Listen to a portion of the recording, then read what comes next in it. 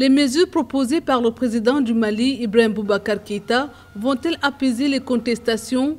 Dans un message diffusé mercredi 8 juillet, le président malien a annoncé le renouvellement de la Cour constitutionnelle. La Cour nouvellement formée pourrait réexaminer la décision prise par cet organe après les élections législatives de mars-avril. La Cour constitutionnelle sera remembrée dans les heures ou les jours à venir. L'arbitrage du dernier scrutin par la Cour sortante a posé problème et continue à poser problème.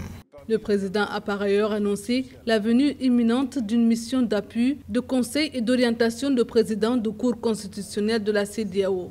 Rappelons que ce discours à la nation survient après une série de rencontres infructueuses visant à apaiser les tensions. La première avait eu lieu samedi 4 juin avec l'imam Mohamed Diko, figure de la contestation. D'autres avaient suivi le lendemain sans consensus.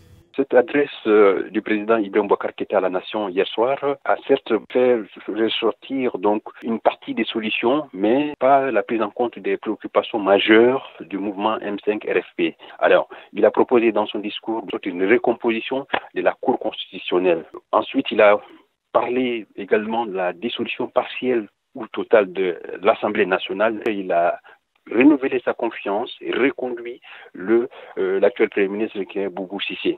D'ailleurs, qui, depuis hier soir, la plupart de ces organisations ont manifesté leur intention, bien sûr, de maintenir ces manifestations, toute chose qui prouve que le président n'a pas entendu leur revendication principale, qui est la nomination d'un Premier ministre avec les pleins pouvoirs.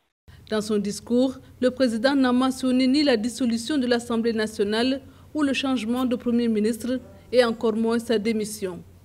Des revendications pourtant réclamées par l'opposition dans son mémorandum du 30 juin.